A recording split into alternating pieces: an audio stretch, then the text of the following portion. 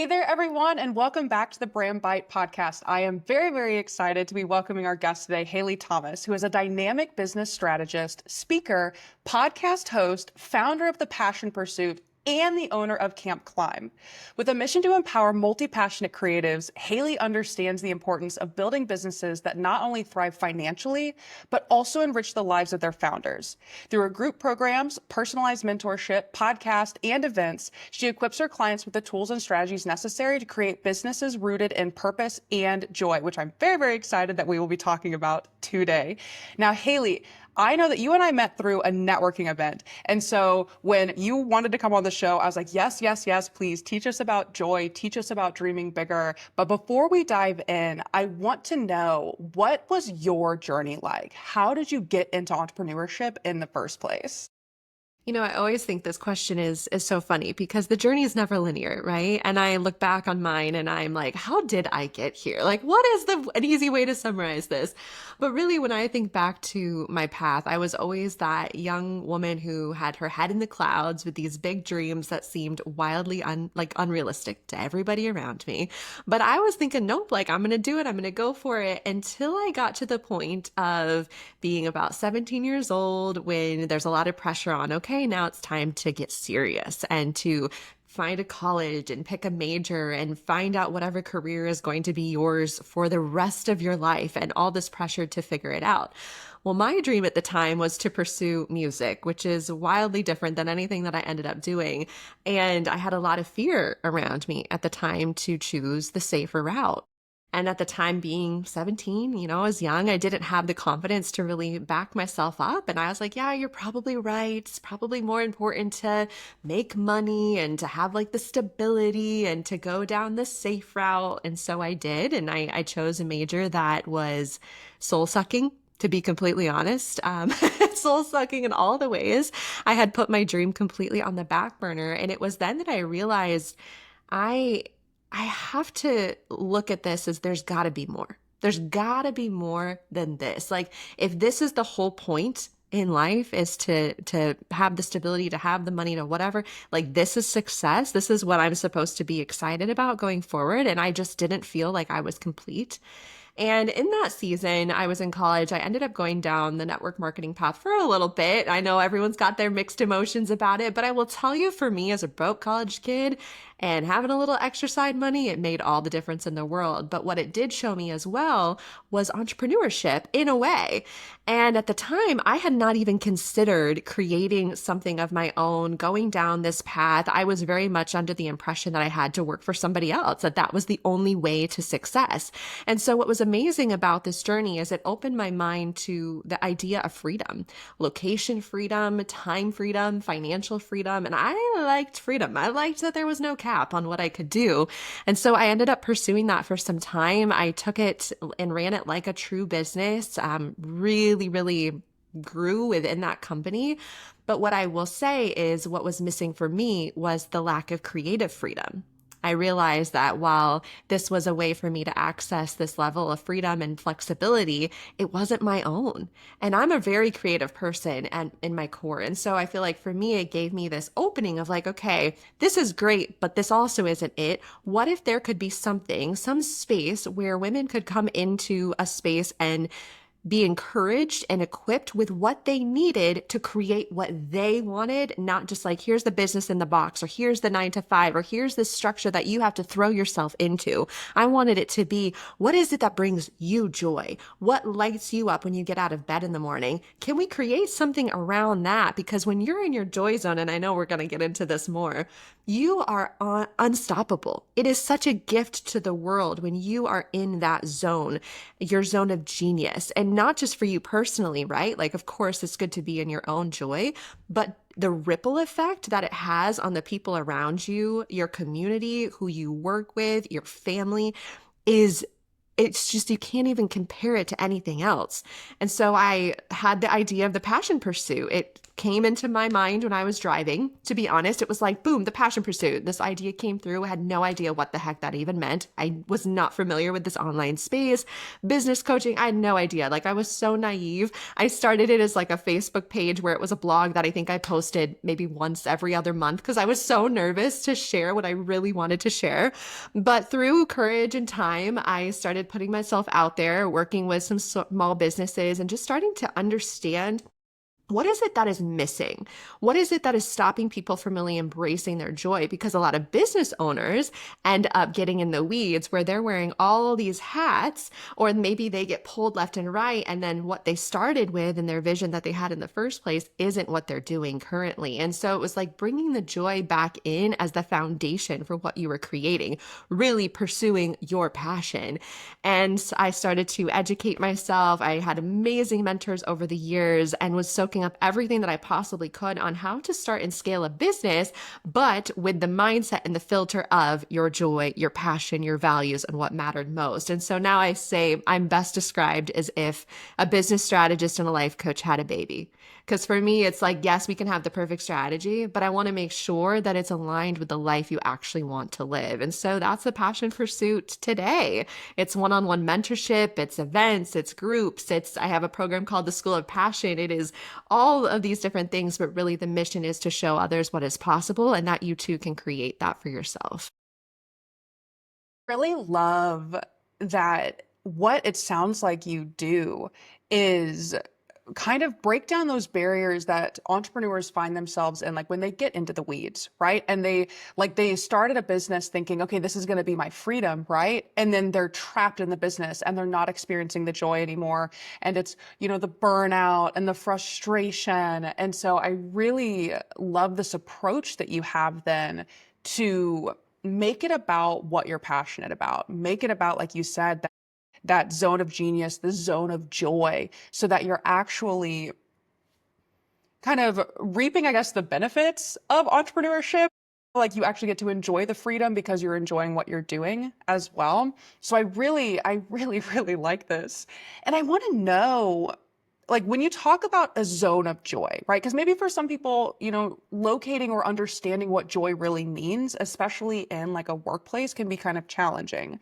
So how do you define it and how do you help people discover what their own like zone of joy really is?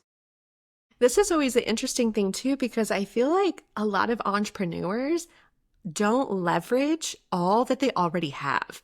Like we're constantly looking at what we're lacking and looking for the next best strategy, the next best trend, the tool, whatever system we need. It's like we're always looking outside of ourselves, but really there's so much that lies within you that you could use to grow.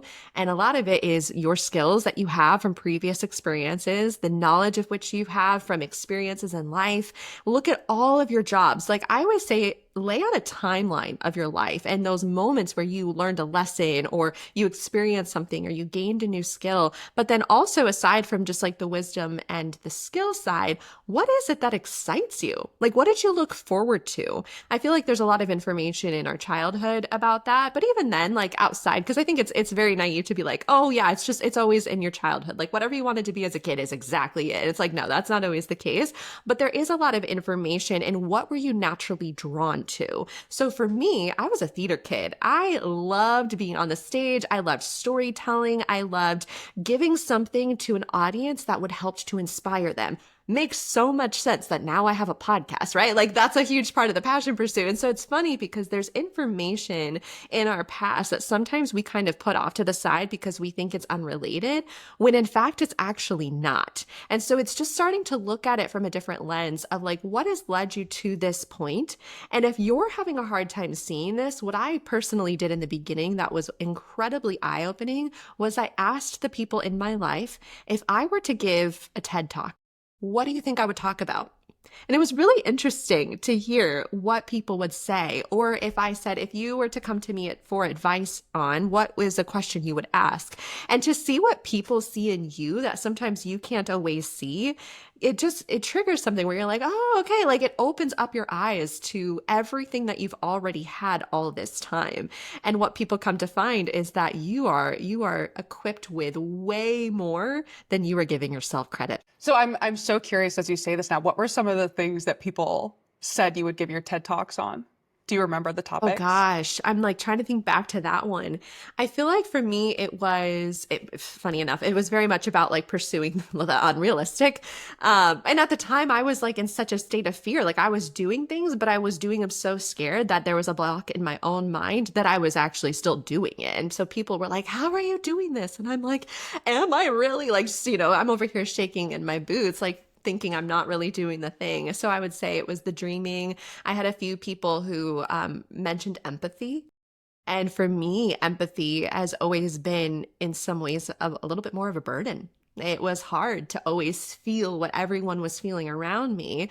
But when I had so many people that were reflecting back what a strength that was for the work that I do, it opened my eyes to, oh, okay. So I'm starting to see this as a blessing instead of a burden.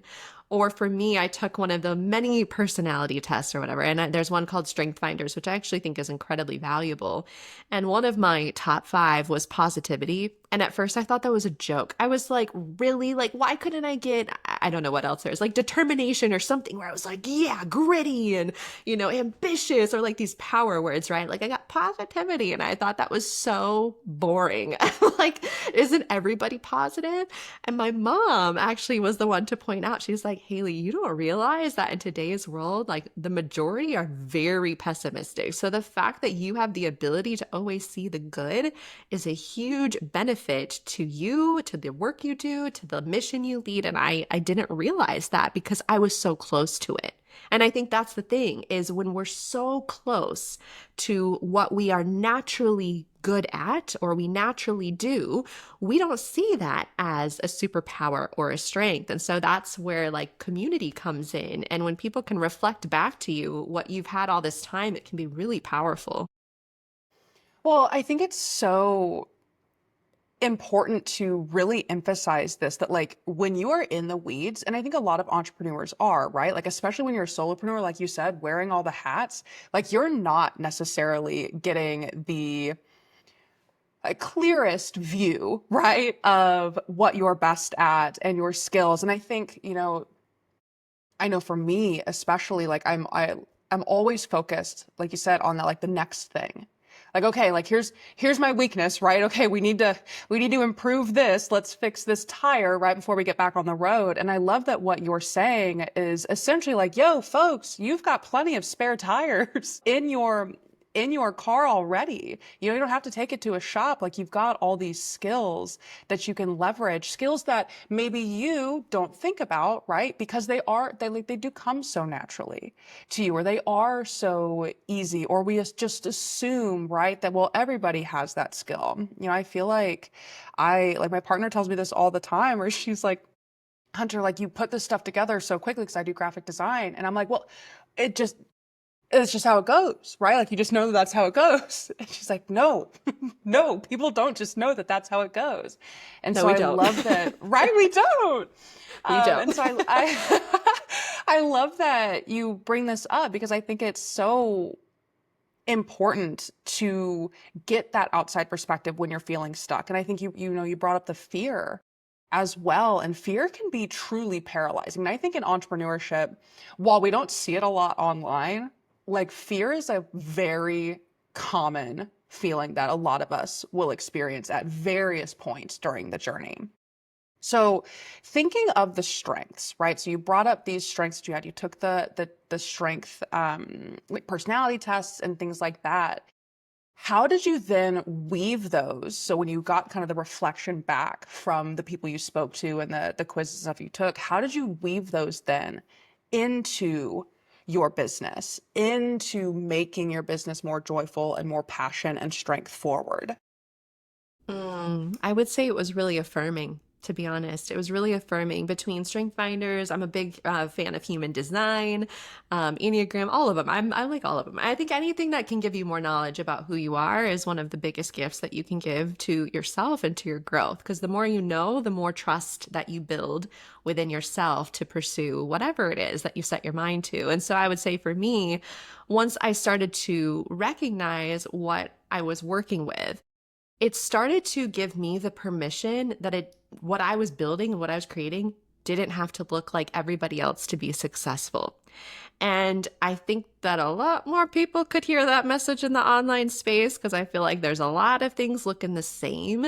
I remember coming in and seeing everybody in like the power suit blazer, a lot of like the black and white aesthetic. There's this one font. I'm not familiar with fonts, but I swear like everybody was using it. And I'm like, this is boring, folks. Like it all looks the same. And so I came in, and from the minute that the passion pursuit started, the first like branding photo shoot that I did with a girlfriend of mine, I was throwing confetti in the snow. Like I was like, we're going to have yellow, bright yellow as the branding color. I like want confetti all over the place. Like I wanted to just be filled with this sense of joy because that was me. It was like, if I can give you an outside representation of what's going on in here, like that's the passion pursuit. And so the more that I leaned into that, the more that I found I was finding the people that wanted more of what I was putting out there. Like there was just that alignment in place because what I was creating was coming from such an authentic place rather than, okay, well, Susie Q over here is really successful. What is she doing? How do I need to be doing more of that? And when we're constantly looking outside of ourselves, we're telling ourselves subconsciously, I don't trust you. I don't trust who you are. I don't trust your skills. I don't trust your ideas. And as an entrepreneur, you are naturally a creative person. And when you start closing that window for yourself or closing that door for yourself, and you're creating this sense of distrust within you and your own vision, how are we ever going to grow? If you start always looking outside of yourself, like you are cutting yourself off before you even begin. And so it can be really hard because there's this balance, right? I think there's a difference between finding inspiration and learning and education. And I'm a huge advocate for mentorship and community. Like we definitely need that. I think we can learn a lot from each other, but take it through your own lens, the own lens of your values, who you are, your skills, your ideas. Like bring it back here and make sure that you're giving yourself your own time to be that creative because we don't want to lose you in the mess that is sometimes this online business world. Right. Well, I feel like even with all of the like swipe files or like take my exact Yes. templates and use this exact language. And I think it's really easy to fall into that trap, right? And like, huh, been there, done that. Like there's so many things that you're asked to do as an entrepreneur. It's no surprise then when you reach a point where you're wanting to just take what has already been proven, right? But the thing that we forget, right, is that's been proven for that person who is a very Mm-hmm. different person than you are. Like the amount of time that I actually feel like I wasted in my business trying to be like everybody else. When I was like, well, I've got to be like everybody else to save time and make it like be successful faster. And it actually wound up like hindering my brand. I love that you bring up like the lack of trust in self that winds up happening because the more you look for that external validation, the more that you look for the answers or to copy from someone else without adjusting it yourself. Like you said, the less you are going to trust yourself. And as an entrepreneur, like that is the top thing I feel like you have to be able to do because you're walking a road oftentimes that can be really lonely. You've got to like no one's going to be there and tell you, "Oh, this is your next step." And as much as we want them to, right? Cuz sometimes it really would just be nice for someone to be like, "Oh my gosh, yeah, well you just take door number 2 on the left and you'll be fine." That's just not how it works. And so I really appreciate that you bring this up and remind people, look inwards, look at look at everything that you're consuming through your lens. Like, okay, if you're going to get these swipe files, okay, how do you actually make them yours? And same with AI, right? AI is a really big Yes. thing. AI is essentially a massive bank of swipe files. So Mm. how are you going to take that and put it through your own lens and still show up with you and your personality and present that to not just, the people in front of you and your clients, but to yourself as well. So I'm so glad that you bring it up because Well, I think it is a big thing right now. and when you talk about fear, right? It's like if we're creating this sense of distrust, we're preventing ourselves from really moving forward because there is naturally going to be the fear because you're going to feel like you're always missing something. You're going to be looking at, like you said, all the swipe files, the templates, the things that you should have in your business to be successful, or the next thing to make you have six figures, whatever it is that's being like shouted online.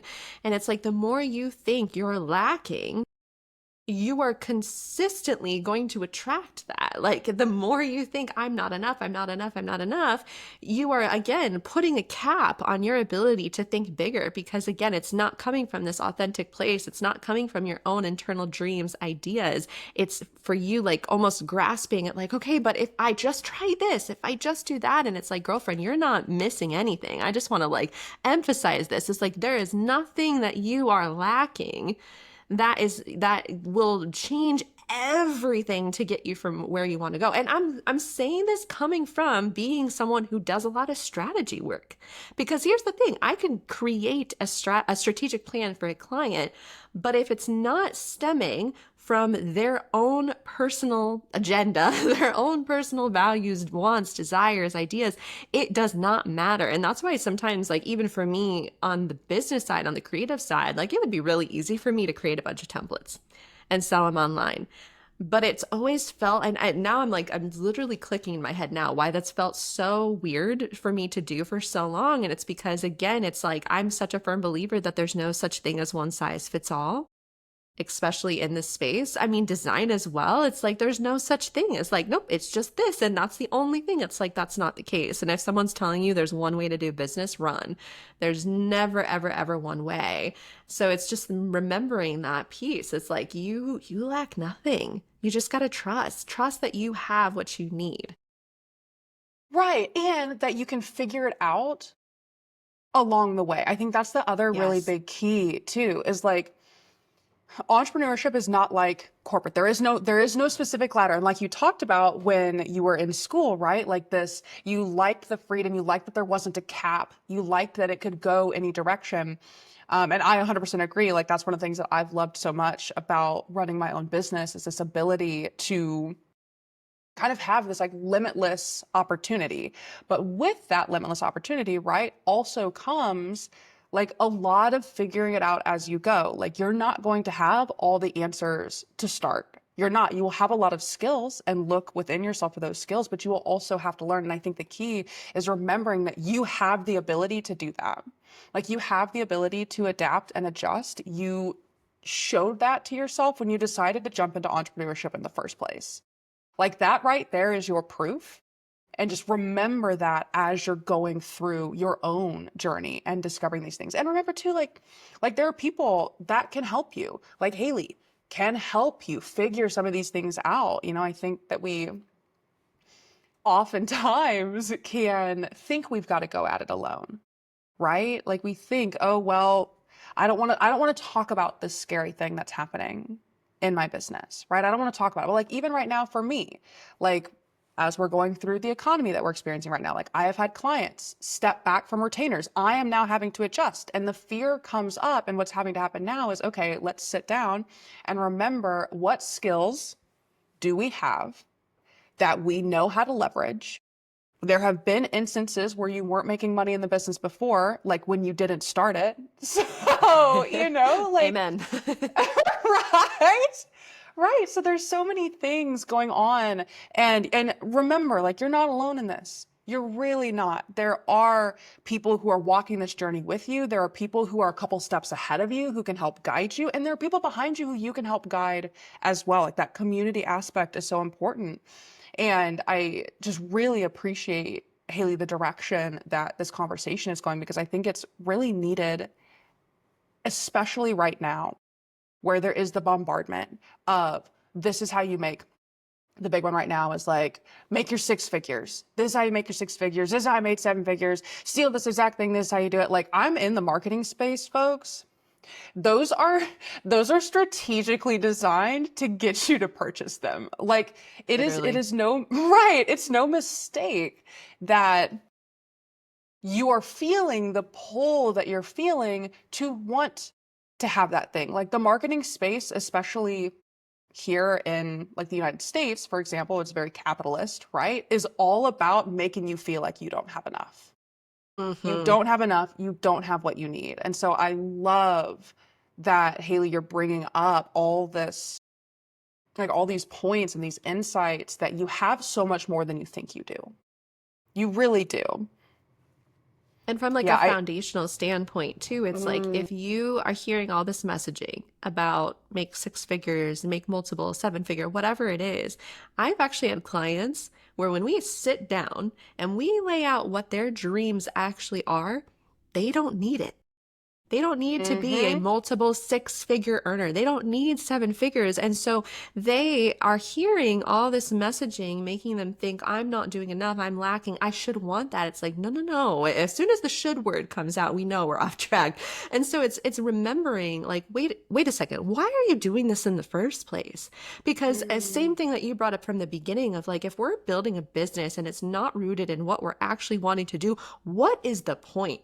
Because entrepreneurship, friends, is not for the faint of heart. Like, this is not the easy path. If you wanted an easy path, I would literally say go get a job. Like, this is not the easy path, but it's very rewarding if it is built on the foundation of what you value and what excites you. Then it's worth it, but it's not worth it if it's not rooted in that. If you're building it for the sake of chasing something that other people are telling you you should want, because that's what success is. Nobody gets to define that but you. And so for me, it's like coming back to the foundation of the values, the joy, the dreams, like specifically to you, and then identifying, okay, based off of this information, where are we going? In that alignment way. And then how are we getting there? Rather than I feel like a lot of people get into it, they get into the weeds, they built this big old thing and they're miserable. And I know a lot of wealthy people who from the outside look like, oh my gosh, they have everything and they're burnt out. They are miserable. They are lacking their joy. Their calendar is filled with calls that they don't want to be on, and they are miserable. What is the point at the end of the day? So it's just getting back to that.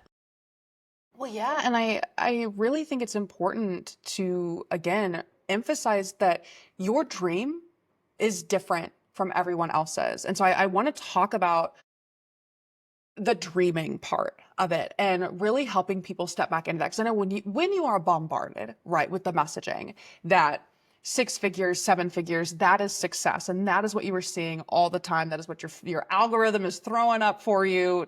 Grand old time there, right?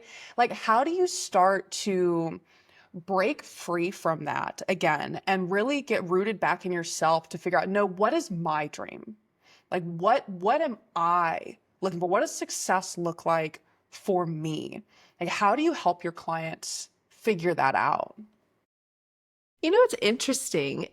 With this question, there are so many different ways you can go about this, but two that instantly come to mind for me have nothing to do with like sitting down, opening your laptop, looking at your numbers, getting into the weeds of business. Like it has nothing to do with that. If anything, it's closing it, going outside, being in the sun, like having fun, like doing something that has nothing to do with your work, but just being in the element of playfulness. And that opens up something in our mind where we start seeing different possibilities and creativity because we're not so like, it's not coming from a place of pressure.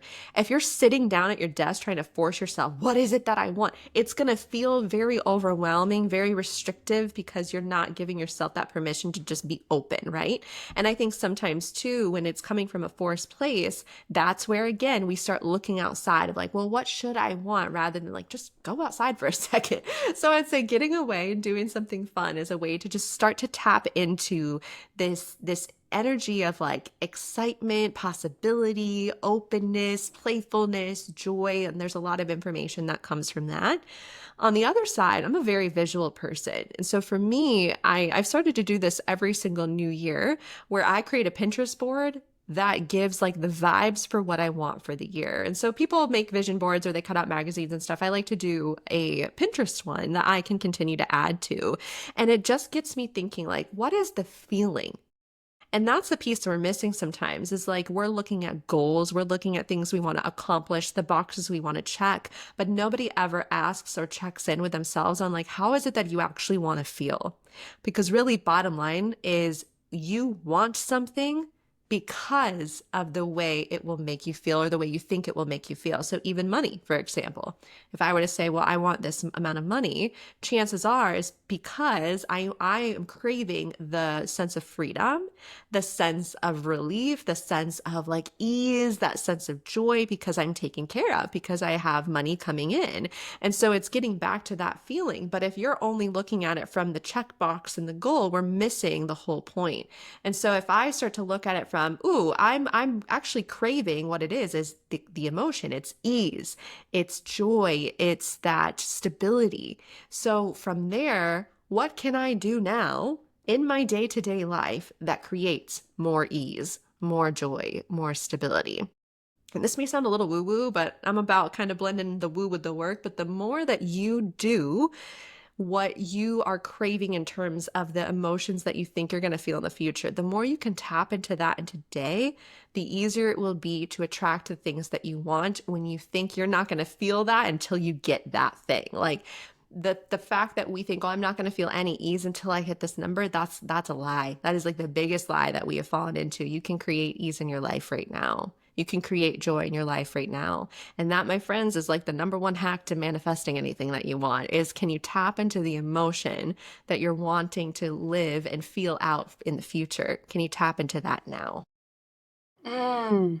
I think it's so good to have that reminder that while you are dreaming, right, for this future version of you, this future version of your life, uh, there are feelings that you can cultivate. It may not be with the same activity, right? Like maybe you're not making the quote six figures yet, if that's what your goal was, right? But like you said, the ease, like you can create that in your life. You can start to build. And the crazy thing, guys, the crazy thing that happens in your brain, I've been working with a neurohacking coach and doing some design work for her, and just what your subconscious mind can do and what it needs from you in order to kind of remove these blockers is absolutely wild. So I love that you mentioned the woo and the work. Like I'm like, bring it on, like help us understand, help us take the step back, help us also, step away from the seriousness, I think, of entrepreneurship and running a business. I want to, circle back to the joy here. Like, yes, there are tasks that you have to do, but there are ways that you can make yourself feel good about those tasks. And with that in mind, like, do you have any examples of how you've done this in your own life and business, right? So, like, let's say that ease was one of your things. Like, how do you start to incorporate that in your day to day? How do you, even without reaching your quote, big goal yet, like, how do you start to build that life anyways from where you are right now? I feel like it's ease for me. That's actually this is a personal example because for me, when I think ease, I actually was doing the exact opposite of ease. I was doing everything on my own. I was constantly changing my processes rather than just sticking and keeping it simplified. I was filling my calendar to the brim with meetings and calls and this and that and saying yes to all the things, even if it was not aligned. And I finally was like, okay, hold on, like something is feeling off because I genuinely do love the work that I'm doing, but there are some days where I'm just like, I'm kind of burning myself out. And so I went into this year with the mindset of how can I elevate with ease? Like that was my motto, elevate with ease. And it got me thinking in a more higher level process of like, okay, what are the aspects right now that are really draining me? Is there something I can automate, simplify? Can I eliminate something entirely or say no to something that's like, I don't have the capacity for that anymore? Or can I delegate? And so I started kind of doing an audit on every aspect of my business, my offers, and what was feeling aligned and what was not, how I was marketing, how I was showing up, the systems that were supporting me, and who was helping me in the process. And that gives you a lot of information when you take the time to audit. Because the thing is, what worked for me to get to this point is not probably going to be the exact way to get me to where I want to go. And this year, there's like a whole other thing. I became a mom like 2 months ago. So then adding motherhood into the span of running a business, I do not have the same time that I did before I was a mom. And so now I'm thinking from that lens of like, okay, I got to be really strategic. But what it's doing in my brain is it's helping me to prioritize in such a way that I never did before. I am very, very, very I honor my yes and I also honor my no. And I actually get really excited when Mm. I say no to things because for me, it was not always an easy thing to do because I get excited about things. I want to do it all. Like, I'm the type of person that's like a little bit of FOMO. Like, I just don't want to miss out. I want to do all the things. And so I now celebrate when I realize, okay, Haley, like, yes, this is great. And does it align in this season? And do we have the capacity? No. And that feels so good. It feels so good. So it's just starting to be really honest with my priorities and what my intention is for the season and knowing that that will change. For me, it hasn't always been ease. Sometimes it's been scale or grow or abundance or adventure, right? And so it's really just taking a moment to check in with yourself on like, what is the intention you're wanting to feel? And how can you support that with the work that you're doing in the day to day? Mm. I really, really like this. And I feel, especially as you talk about like the honoring the yes, but also honoring the no. Because I think, especially as, and this is a generalization, but I think as women entrepreneurs in particular, I think we're a lot more inclined to say yes to a lot of things. People please, yeah, want to succeed. We want to make people happy. Like, I think it's something that, again, this is a generalization, so don't come at me, folks. But I think it's something that feeds us a little bit. But there comes a point, like you said, where it really starts to drain you. And, there are different phases of your business that you will go through in this journey that you will go through where what got you here is now holding you back. And how do you adjust? And something that I personally am curious about because I'm kind of in that space now, like, okay, I've got to start saying no to things. How do I do it? What was it like for you as you were working through kind of getting more comfortable saying that? You talked about, like, does it align with your values? Does it align with your priorities? Did you experience any discomfort those first couple of times that you said no? Like, as a fellow FOMO, like, how did you navigate that? Oh my gosh, my friend. Well, I say I'm a recovering people pleaser because we're still in process here. We're still recovering. And it is so hard because you don't want to let somebody down. But I think also it's getting out of this mindset that if I'm saying no, it's not personal. It has nothing to do with that person. Trust me. It's like, no, if I could do everything, I would say yes in a heartbeat, but I simply can't. And so it's honoring the fact that this is simply a business decision. And I now come at it from the stance of, hey, like I am so excited for you. Like, thank you for thinking of me. Like this sounds so exciting. But when I really think about what I have to focus on in a season or where I'm prioritizing my time, like unfortunately, I just don't have the capacity. Is there, and then I think like, is there someone else that comes to mind that I can refer them to or what have you? But I also experience this when I have, let's say, a potential client, right, who's in conversation with me. And when they get to that point where they're deciding yes or no, and sometimes when they do say no, I celebrate them, which is probably so bizarre in this industry, but I will literally hold space and celebrate the fact that they said no.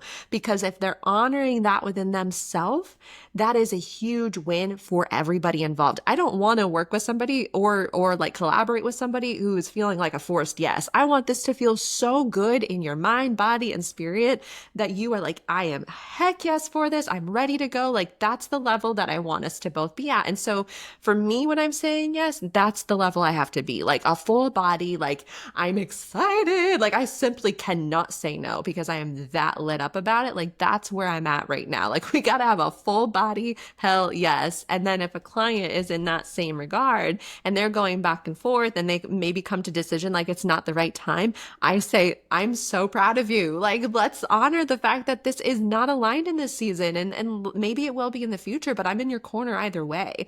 And that's important because it starts to give people the permission again to trust themselves with what is best for Mm. you. And only you know that. You have to give yourself that credit and trust yourself.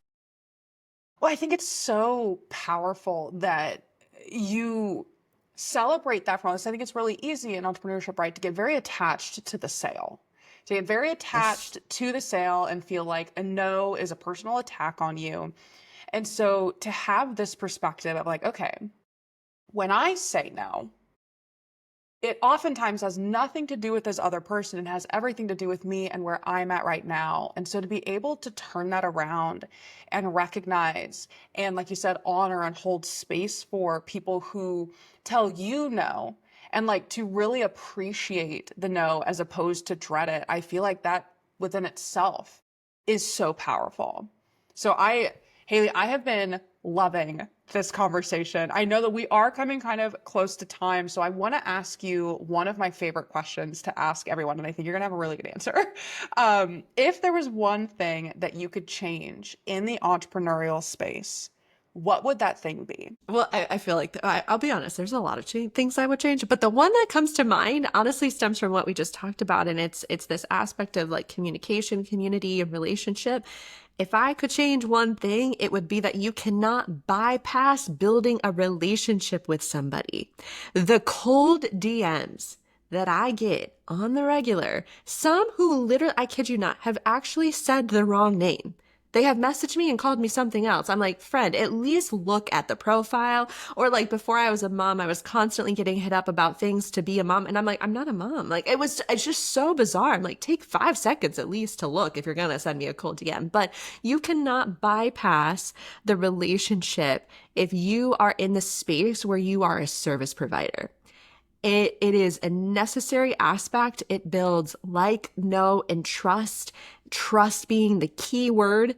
And for both parties involved, it is important that that is established there. I am a firm believer that the relationship is the core of any sort of thing that we're doing and building in business. And the stronger that is, the more success you will have personally, but also the more impact you will have on your client. So please do not just think, oh, how many DMs can I send in a day? Can I just quickly fill this program or quickly like fill this offer, whatever? It's like if we're bypassing the actual point of building a relationship genuinely with somebody, we are missing the mark. And there's no quick way to success, but there's a genuine way to success. And I'd much rather be in that path than any sort of scheme or get rich quick thing that we know is all a lie at the end. Mm, I agree with this so much. Like this push for and the relationship and the importance of building a relationship with someone, not just before a sale, right? But like even post sale. Like there is Yes. so much more than just like people are people, folks. Like they're not Yes. transactions. And I think it's really easy to get caught up in the numbers game of entrepreneurship and remove too much of the human element, and remembering that again, like, and same thing with people's brands. Like I talk about this all the time. Your brand also needs to be forming relationships with people. Like they need to feel valued. They need to feel the trust that you mentioned. They need to feel like they're more than just a paycheck to you, especially, and I love that you really emphasize the service providers. Like you're going to be working with people one on one, like you're not selling a product that they're going to go ding around with on their own. Like you are going to be interacting with them, and it's so important that they feel comfortable interacting with you and they feel like you really do have their best interests at heart as opposed to just, your bottom line on your mind. So, Yeah. Haley, great answer. Great. I knew it. I knew it would be. So, And if I can add like one little yeah. bonus to that, because I think this is really important, right? With the service piece, is be of service. Before you expect Mm. anything, be of service. The mentors, the people that I've invested in have been of service far before they ever asked or expected a sale or put out an offer. They didn't even bother. They were simply showing up to be of service to somebody else without any strings attached. That is who I love to invest with. And that's how I like to operate as well, is like, how can I show up and give so much value to my community? Can I refer you to somebody? How can I support you? Who can I connect you with? Like, I want to share your offer, your event, whatever it is that you're doing on my story. Like, whatever I can do is like, how can I show up to be of service to you? or I expect anything. And I honestly don't even say there will be an expectation. Like really it's allowing that person to come to you, but how can you be of service first? So, so good, Haley. Seriously, this conversation has been absolutely wonderful. Tell people, anyone listening who wants to get in contact with you, where can they find you? How can they reach out? What do you offer? I know we talked about it a little bit at the beginning, but really, how can people continue the conversation with you, Haley? Yes, let's keep chatting. Like truly, I loved this conversation. Like these are the things I love to get into, and I'm always a DM away. So I hang out mostly on Instagram. I would say that's yeah, that's my primary spot for hanging out and conversations. So it is the Passion Pursuit Co. I do have the podcast as well. It's the Passion Pursuit Podcast. It's all very much the same name, so that's where you can find me. I am actually coming back from maternity leave here this fall, which I'm really excited about. And so I'm working with clients in a format called School of Passion, which is very much for the service providers who are in either the earlier stages or who are desiring to kind of go back to that foundation that we talked about today. It is the roadmap that I wish I had, and not in a this is the box to put your business in, but this is the things to think about and consider that customizes to what you need, but it's based off of the foundation of what matters to you most. So that will be kicking off again in the fall. It's like a course coaching community hybrid of everything I wish I would have had when I was starting out. So excited about that. But yeah, I'm always just a DM away. And if you need a space to share a dream, to share an idea, and really just be heard, I know that sometimes we don't always have those spaces where we can really be encouraged and lifted up. And so I always love to hold and be that space for the dreams that other people think are impossible. They're not. Come hang out with me. Yes, yes, yes. Well, everyone, I'm going to put all of those links, don't worry, in the show notes. Haley, I truly appreciate so much the time that you gave us, especially during your maternity leave. Thank you so much for coming and chatting. Anyways, like this was so wonderful. And I think there are so many valuable nuggets that can be taken away from this conversation. You have been absolutely wonderful.